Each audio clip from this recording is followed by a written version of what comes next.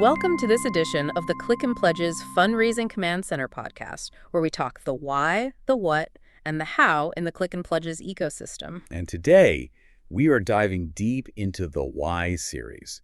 We're going to be tackling something we feel is mission critical, a concept we're calling the curiosity imperative. Okay, the curiosity imperative. What are we really talking about here? We're talking about the silent killer of generosity friction.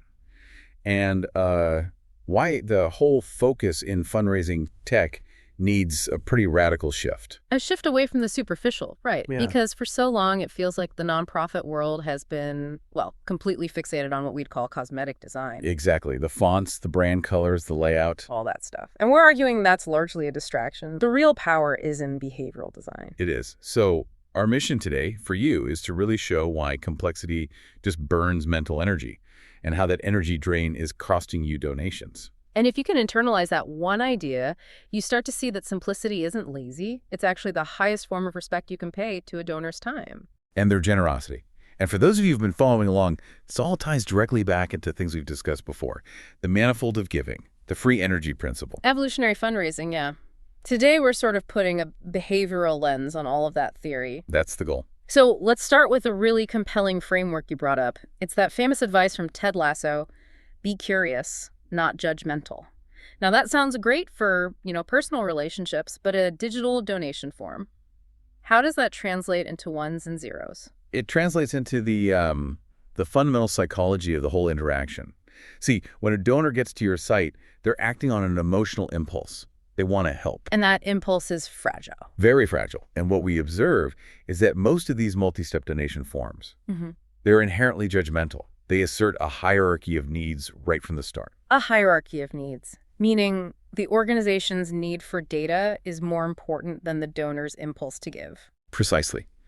By forcing a donor who is ready to give right now to navigate 3, 5, even 10 pages of fields, the organization is implicitly saying, hold on, before we take your gift, you have to conform to our internal data structure. You must fit into our box. That's it. That is the definition of a judgmental system. Can you break that down? Like, what does a judgmental form actually ask for? The judgmental form is bureaucratic. It's organization-centric. It asks questions that are, maybe useful for a CRM report later, but they are completely irrelevant to the act of giving in that exact moment. Things like, where did you hear about us? Oh, exactly. Or, is this dedicated to a specific fund that only 3 people in your organization even know exists? Or, are you an alumnus? These are all friction points disguised as good data hygiene. They just get in the way of the impulse. They kill the impulse. Now, contrast that with what we call the curious form. This form asks one thing and one thing only of the donor. How can I help you right now? That's it. It accepts the generous impulse first, it processes the transaction, and it adapts entirely to the donor's state of mind. It minimizes every single demand. And what's so fascinating about this is that this principle of adaptation, it feels so radical in the nonprofit space, but it's the absolute standard everywhere else. Everywhere else. I mean, if you connect this to the bigger picture, the most successful tech companies in history have built their entire empires on this one principle.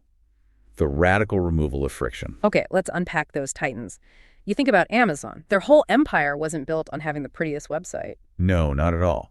Their genius was recognizing that every single click after the decision to buy was a moment of weakness, a place where a buyer could just back out. So they invented one-click shopping. They did. They removed the entire decision chain. No complex cart review, no endless address verification screens. The goal was to make the decision to buy identical to the act of buying. And then there's Google. I mean, the Google homepage is probably the most valuable digital real estate on the planet. Yeah. And what's there? A single minimalist search box.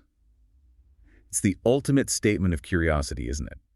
It doesn't ask you to categorize your question first or, tell it why you're searching. It just asks, what is your question? And then it does all the work of adapting the results to you.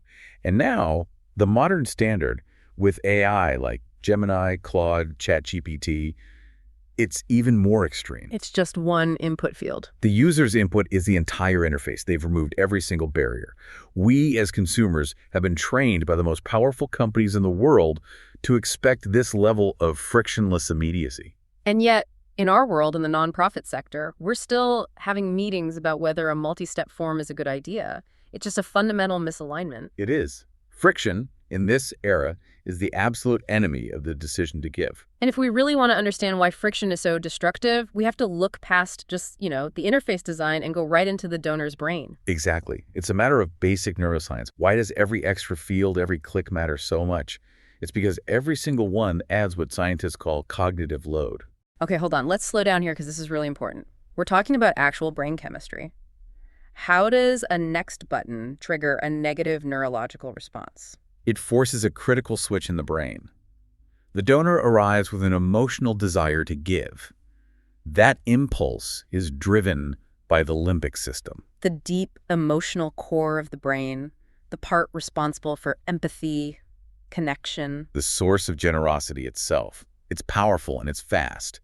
But the moment you present that donor with a bureaucratic, multi-step form, you're forcing them to make rational decisions. you're forcing them out of the limbic system and into the frontal cortex, the rational, analytical, decision-making part of the brain. So you've literally pulled them out of an emotional impulse and dropped them into a mechanical, bureaucratic task. You've asked them to perform work for you. And that work is this long decision chain. Click, that's a decision.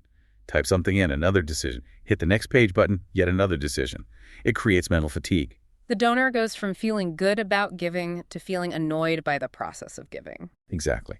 And this is where the free energy principle comes in, something we've touched on before. The brain is, at its core, an inference machine. It's constantly trying to minimize free energy. Which is just a scientific way of saying it's trying to minimize surprise, effort, and uncertainty. Right. It's a survival mechanism designed to conserve metabolic resources.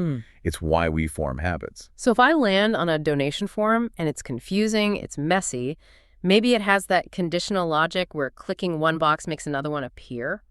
What is my brain registering? Your brain is registering high entropy. Entropy is just disorder, uncertainty. It perceives a messy form as high-effort work, and it will naturally resist it. It sees it as a metabolic cost. That's a perfect way to put it. Yeah.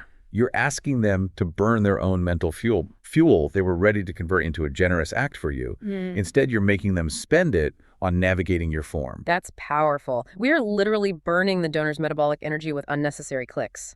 Think about it.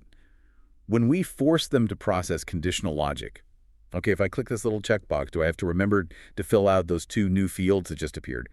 We're forcing their brain to process uncertainty. Whereas a low-entropy solution? A low-entropy solution, like a single, simple interface connected directly to a digital wallet that minimizes free energy. It aligns perfectly with the brain's natural, deep-seated desire for efficiency and flow. And this efficiency, it isn't just a nice-to-have anymore, it's the expectation. It is. A donor isn't thinking, I wonder what their CRM requires. We hear nonprofits talk about their internal data needs, but you cannot force a donor to adapt to your org chart. You just can't. You have to adapt your technology to their neurological need for simplicity. You have to. So let's talk about how this all plays out in the real world with real design choices, because we see a massive strategic mistake happen over and over again. We call it the keeping up with the Joneses fallacy. Oh, this one is unfortunately so common. A nonprofit will come to us and say, we need our form to look exactly like competitor X's form. And when you go look at competitor X, their form is a mess. It's complex, it's outdated, and we know it has terrible abandonment rates. Yeah.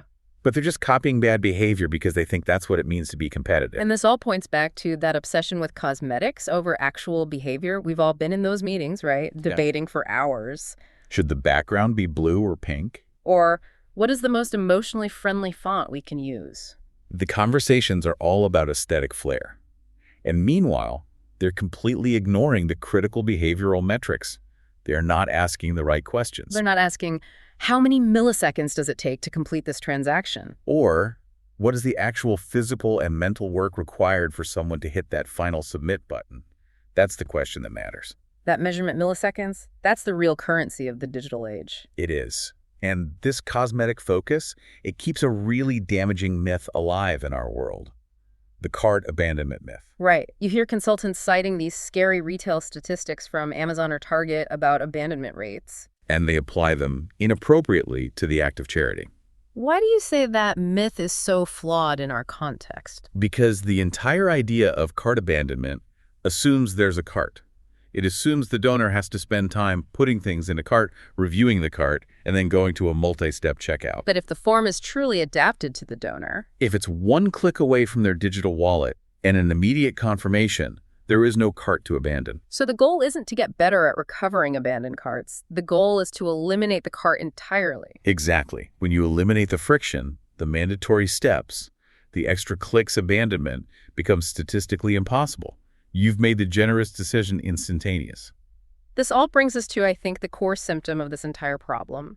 It's in the question we hear most often from nonprofits, or maybe more accurately, the question we never hear. That's right. In all our years doing this, we have never once, not one time, had a nonprofit come to us and ask this question. What is the smallest form you have with the most capabilities that adapts most seamlessly to donor behavior? Never. Instead, the question is always how to add more fields, more steps, more complexity. And it's usually to accommodate some legacy internal process. We have to change that conversation. I mean, the final takeaway here has to be this. We have got to switch from a mindset of judgmental data capture to one of curious donor service. Our technology must adapt to the donor's neurological need for simplicity, not the other way around. That's the curiosity imperative in action. We're not just managing their credit card information, we're managing their cognitive energy. Yes. We really recommend that you start thinking about your next form redesign, not as a graphic design project, but as a neurological and behavioral challenge. You're managing the flow of emotional energy. So here's a provocative thought for you to take with you, to mull over as you look at your own fundraising process. If you are currently locked in debates about fonts and button colors and images, The cosmetics. while at the same time you require a user to click next 2, 3, 4 times to finalize their gift, you are essentially just rearranging deck chairs on the Titanic. So ask yourself this. What is the one single piece of information you must gather for the transaction to be valid, and what can absolutely, positively wait until that donor is already a secure, satisfied, and confirmed supporter? Think about where that friction is costing you generosity. Thank you for joining us for this edition of the Click and Pledges Fundraising Command Center podcast.